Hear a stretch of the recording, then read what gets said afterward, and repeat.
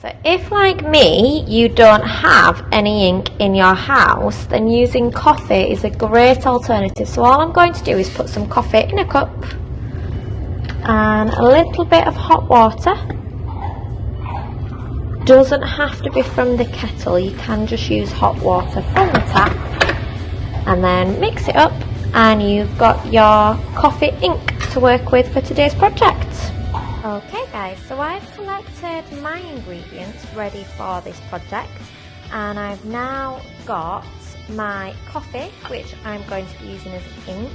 If you don't have coffee, you can use tea as well. You just need to put a couple of tea leaves or tea bags in to get it to be quite a strong colour.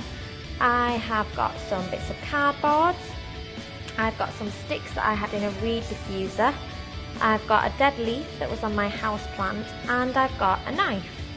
So if you are very lucky and you've got a garden, you've got access to get to plants and to get to trees, to have a look around and see what materials you have there, perfect.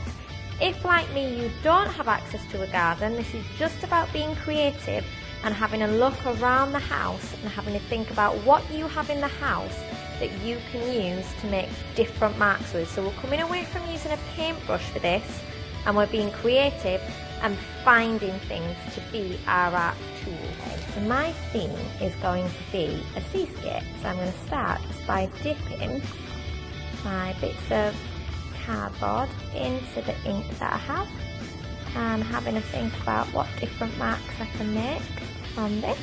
I'm going to try and get different textures for the sea.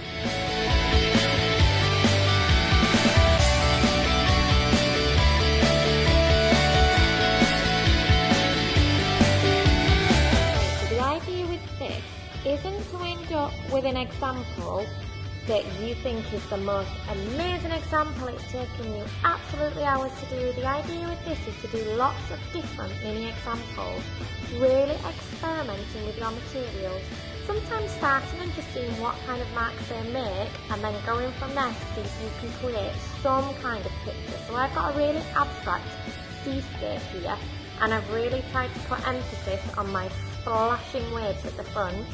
I will upload some of my other examples of other works that I've done with different inks, so that you've got a range of examples to work from when creating your own seascape using different mediums.